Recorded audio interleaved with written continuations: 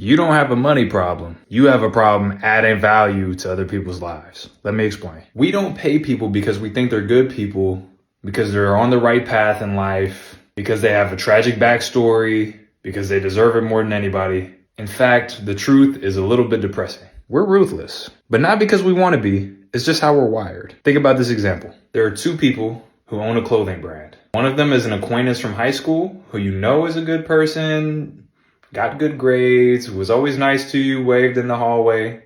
And the other is a successful fashion mogul who you've never heard of and maybe even seen in the newspapers in some kind of scandal. You're buying one Christmas present. Both of them release the same type of hoodie, the design you like equally, same price, same color.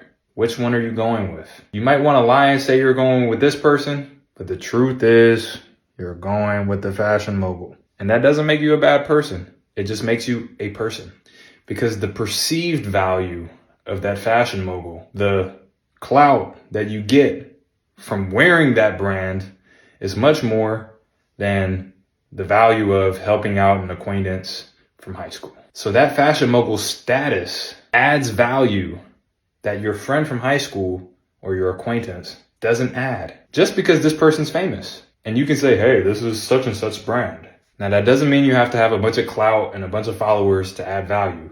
But it does mean if you don't have that following, you have to be creative and really focus on adding even more value, adding something that the famous people aren't doing. I know you have it within you. And if you need my help, you know where to find me.